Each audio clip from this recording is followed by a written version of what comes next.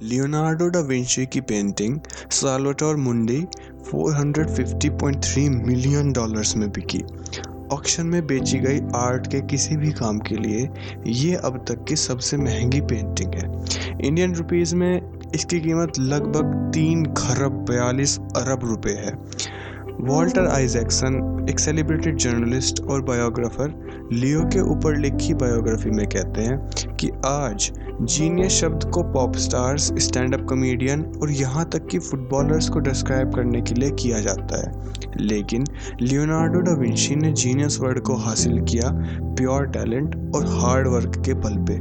Spectacular Mona Lisa और the last supper, optics, anatomy और engineering में फ्लाइंग मशीन और groundbreaking studies on design, Leonardo ने विज्ञान और कला के लिए कलाकृतियां बनाई जो ह्यूमैनिटी की कहानी का आज हिस्सा बन गई। लियोनार्डो डा विंची ने मोनालिसा को देखने वाले किसी भी व्यक्ति के लिए आप जानते हैं कि यह आपका ध्यान मोस्ट पेंटिंग्स की तुलना में जो लोग आर्ट को ढंग से समझते हैं उनका ध्यान अधिक समय तक रखता है। इसके पीछे का कारण मोनालिसा की हल्की सी मुस्कान और बगल की नज़र उसके इनर साइकोलॉजी में एक झलक दे देने जैसी दिखाई देती है। इस आकर्षण को पूरा करने के लिए लियोनार्डो ने चेहरे की मांसपेशियां और नसों को सावधानी से अध्ययन करके इस पॉपुलर आर्ट पीस को ध्यान से पेंट किया और आज ये पेंटिंग एक मास्टरपीस है जिससे अभी तक किसी भी आर्ट वर्क की तुलना करना मुश्किल है। लियोनार्डो डा विंची ने उनके आर्टिस्टिक मास्टरपीसेस के लिए सबसे अधिक जाना जाता है, बट वे एक बहुत ही अकम्प्लिश्ड इंजीनियर और साइंटिस्ट भी थे जिन्होंने अपनी टिप्पणियों के साथ 7000 पेजेस की नोटबुक की प्रविष्टियों को भरा। अपनी नई किताब जिसका टाइटल है Leonardo da Vinci, writer Walter Isaacson ने इंजीनियरिंग, थिएटर सेट से लेकर ह्यूमन हार्ट के विस्तृत चित्र तक सब कुछ की डा विंची की पड़ताल की। तो चलिए जानते हैं उन 15 लाइफ लेसन्स को जो हमें जीना सिखा सकते हैं और इस वर्ल्ड को एक बेटर प्लेस बनाने में हमारी हेल्प कर सकते हैं। Number 1, be curious, relentlessly curious. एक बार अपने दोस्त से बात करते हुए आइंस्टीन ने कहा, I have no special talents, I am just curious. Leonardo के पास एक्चुअली में स्पेशल टैलेंट्स थे जैसा कि आइंस्टीन के पास थे, बट उनका स्पेशल ट्रेट उनकी गहन जिज्ञासा थी। वे जानना चाहते थे कि लोगों को जमाई लेने का क्या कारण है, वे फ्लैंडर्स में बर्फ पर कैसे चलते हैं, ओर्टिक वाल्व को कैसे बंद करते हैं, आँख में लाइट कैसे प्रोसेस होती है और पेंटिंग में इस लाइट का क्या पर्सपेक्टिव है, और describing the tongue of woodpecker. हम भी अपनी बाउंड्रीज को पुश करके अपने आसपास की हर चीज के बारे में क्यूरियस होकर नई चीजों का पता लगा सकते हैं। Number 2, seek knowledge for its own सेक। सभी नॉलेज यूजफुल होने की आवश्यकता नहीं है। लियोनार्डो को यह जानने की नीड नहीं थी कि मोनालिसा को पेंट करने के लिए हार्ट वाल्व्स कैसे काम करती हैं। खुद को क्यूरियोसिटी से प्रेरित करने की परमिशन देकर वे दूसरे होराइजन्स को एक्सप्लोर करते और डिफरेंट सब्जेक्ट्स का पता लगाते। Number 3, retain a child like sense of wonder. हर चीज को आश्चर्य से देखो, उस सेंस को बनाए रखो and it will do wonders. जीवन में एक पॉइंट के बाद हम में से ज़्यादातर लोग रोज़मर्रा की हैपनिंग्स पर ध्यान देना छोड़ देते हैं। हम ब्लू स्काई को रोज़ देखते हैं, लेकिन कभी ही ये सोचते होंगे कि इसका कलर ब्लू ही क्यों है, why not any other colour. But Leo सोचते थे। उन्होंने सीख लिया था कि एक बच्चे का दिमाग रखकर हर चीज़ वंडर लगती है। Number 4, observe. लियोनार्डो की ग्रेटेस्ट स्किल ये थी कि वो चीज को ऑब्जर्व करते थे। नोट लाइक पड़ोस वाली आंटी जो सिर्फ ये देखती है कि चल क्या रहा है, कौन किससे मिल रहा है, कौन कहाँ जा रहा है। इस क्वालिटी ने उनके टैलेंट को और सशक्त बनाया। टैलेंट बनाना भी एक इंडिविजुअल के हाथ में ही होता है। यह कोई मैजिकल गिफ्ट नहीं था, बल्कि उनके खुद के एफर्ट का एक रिजल्ट था। जब वे शहर में घूमते थे तो उन्होंने देखा कि लोगों के चेहरे के एक्सप्रेशंस उनकी फीलिंग्स से कैसे रिलेट करते हैं। Number 5, start with the details. अपनी नोटबुक में लियो ने ध्यान से कुछ देखने के लिए एक ट्रिक बताई। इसे स्टेप्स में करें। Start with every detail.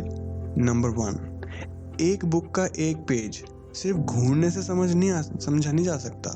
You have to go word by word, और यही है पहला स्टेप।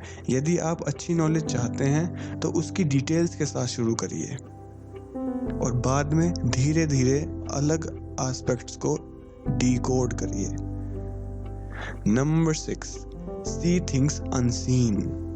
ये वाला पॉइंट थोड़ा इंटरेस्टिंग है। यहाँ पर कहने का मतलब है क्रिएटिविटी और फैंटेसी से। अपने शुरू के टाइम में लियोनार्डो की प्राइमरी एक्टिविटीज़ थी पेजेंट्स, परफॉर्मेंसेस और प्लेस। उन्होंने फैंटेसी को थिएट्रिकल परफॉर्मेंस में यूज़ किया। इससे उन्हें एक क्रिएटिव किक स्टार्ट मिली। वह उड़ान में पक्षियों को भी देख सकते थे और एंजल्स, शेरों को दहाड़ते हुए और ड्रैगन्स को भी। Number 7, go down rabbit holes. इसका मतलब है गहराइयों में जाओ। किसी भी चीज़ की, चाहे वो दिखने में कितनी ही छोटी हो, उसे भी गहराइयों से सोचो। उन्होंने अपनी एक नोटबुक में 169 अटेम्प्ट्स किए एक सर्कल को स्क्वायर करने में। एक नोटबुक के 8 पेजेस में उन्होंने पानी के फ्लो के बारे में 730 फाइंडिंग्स को दर्ज किया। एक और नोटबुक में उन्होंने 67 वर्ड्स लिखे जो पानी के फ्लो से रिलेटेड थे। उन्होंने ह्यूमन बॉडी के हर पार्ट को मेजर किया, हर ऑर्गन्स की प्रोपोर्शनैलिटी को जाना और फिर दूसरे जानवरों के ऑर्गन्स के साथ भी ऐसा ही किया, और उनके लिए ये ही जॉय था। Number 8, get distracted. Indian parents ने डिस्ट्रैक्शन को अपने बच्चों की लाइफ में सबसे बड़ा कल्प्रिट बताया है, जबकि लियो जैसे महान आर्टिस्ट जिस इंसान की तुलना भी नहीं हो सकती, उन्होंने डिस्ट्रैक्शंस को अपॉर्चुनिटी बताया अपने आप को न्यू स्फीयर्स ऑफ लाइफ को एक्सप्लोर करने की। लियोनार्डो ने जो भी शाइनी सब्जेक्ट पकड़ा, उनकी इच्छा ने उनका माइंड और भी रिच बना दिया और नए कनेक्शंस से भर दिया। Number 9, respect facts. लियोनार्डो का ये बिलीफ अर्थ के अंदर जो हॉट स्प्रिंग्स होते हैं वो उसी तरह रिप्लेनिश होते हैं जिस तरह ह्यूमंस की ब्लड वेसल्स होती हैं। बट जब उन्होंने इस थ्योरी को टेस्ट किया, उन्होंने पाया कि ये थ्योरी फ्लॉड है और उन्होंने तुरंत अपनी थ्योरी छोड़कर फैक्ट्स को अपना लिया। अगर हमें कल को ये पता चले कि जिस चीज़ पर हमें सबसे ज़्यादा विश्वास था, जिस पे हमने मेहनत करी थी, उस पर रिसर्च करी थी, अगर वो गलत निकली तो हम में से ज़्यादा लोग अपनी बात पर अड़ जाएंगे और अपनी ही बात को मनवाने की कोशिश करेंगे, जो कि एक बहुत ही नेगेटिव माइंडसेट की तरफ इशारा करता है। अगर हमें उनकी तरह बनना है तो हमें भी अपने दिमाग बदलना होगा। न्यू फैक्ट्स और इन्फॉर्मेशन के साथ हमें नई चीज़ों को भी अपनाना सीखना होगा। नंबर 10, प्रोकास्टिनेट, टाल मटोल। द लास्ट सपर की पेंटिंग करते हुए लियोनार्डो कभी कभी उसे घंटों घूरते रहते, अंत में एक छोटा सा स्ट्रोक लगाते और फिर छोड़ देते। Men of lofty genius sometimes accomplish the most when they work least, he explained, for their minds are occupied with their ideas and the perfection of their conceptions, to which they afterward give form. हम में से ज़्यादातर को procrastinate करने के लिए सलाह की आवश्यकता नहीं है, हम इसे स्वाभाविक रूप से भी करते हैं। लेकिन लियोनार्डो की तरह प्रोकास्टिनेट करने से हमारे पास इनफ फैक्ट्स और इन्फॉर्मेशन आ जाती है उसी सब्जेक्ट के बारे में सोच। Number 11, let the perfect be the enemy of the good. कुछ भी काम को अच्छा करने की कोशिश ना करें, उसे परफेक्ट करने की कोशिश करें। अब स्टडीज़ को ही देख लो, अगर हम कोई रिसर्च करते हैं किसी भी टॉपिक पर, तो उसमें इतना परफेक्ट होने की कोशिश करो कि आप उसमें डिस्कस्ड सब्जेक्ट को रियल लाइफ में प्रोक्योर करने लायक हो जाएं। उन्होंने अपनी सेंट एन और मोनालिसा जैसी मार्वल्स को लास्ट तक बनाया, यह जानते हुए कि हमेशा एक नया स्ट्रोक होगा जिसे वह जोड़ सकेंगे, ताकि उनका ये मास्टरपीस और ज़्यादा मास्टर हो जाए। Number 12, think visually. लियोनार्डो को मैथमेटिकल एबिलिटीज़ और एब्स्ट्रैक्शंस से डील करना नहीं आता था, तो उन्हें इन प्रॉब्लम्स को विजुअलाइज करके सॉल्व करना होता था। काफ़ी बार होता है जब हम कोई फॉर्मूला या रूल सीख जाते हैं, even one so as simple as the method for multiplying numbers or even mixing a paint color, हम फिर यूजुअलाइज करना छोड़ देते हैं। एज ए रिजल्ट हम प्रकृति के नियमों की सुंदरता को अप्रिशिएट करना छोड़ देते हैं। Number 13, let your reach exceed your grasp. कल्पना कीजिए जैसे लियो ने किया, आप ह्यूमन बेस्ड मशीन का निर्माण कैसे करेंगे या एक नदी को कैसे मोड़ेंगे, यहाँ तक कि एक शाश्वत गति मशीन या सिर्फ एक रूलर और कंपास का यूज़ करके एक सर्कल को स्क्वायर बनाने की कोशिश करें। कुछ समस्याएं हैं जिनका हम कभी समाधान नहीं कर सकते, जाने क्यों। Number 14, indulge fantasy. कल्पना को बढ़ावा दीजिए। उनके कछुए की तरह टैंक, एक आइडियल सिटी के लिए योजना, एक फ्लाइंग मशीन को फ्लैप करने के लिए मैन पावर्ड मैकेनिक्स। जिस तरह लियोनार्डो ने साइंस और आर्ट के बीच की लाइंस को धुंधला किया, उन्होंने रियलिटी और फैंटेसी के बीच भी ऐसा ही किया। Number 15, collaborate. हम में से काफ़ी लोगों का ये एक्सपीरियंस रहा होगा जिसमें हमारी क्लास में कुछ ऐसे बच्चे होंगे जो अपनी सारी बातें छुपा के रखते थे और अगर उनसे जो कुछ भी पूछते हो तो कहते थे कि हमें नहीं पता, ये मुझे नहीं आता। whereas in actuality उन्हें सब मालूम रहता था। So if you dive a little deeper, तो उनकी इस फिलॉसफी के कंस्ट्रक्ट के पीछे उनके पेरेंट्स का और पीयर प्रेशर का हाथ रहता था।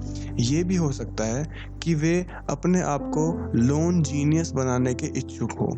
ये बहुत ही निम्न दर्जे की हरकत इसलिए है क्योंकि लियोनार्डो के जीनियस होने का एक कारण उनकी कोलैबोरेशन और डिस्कस करने की आदत भी थी।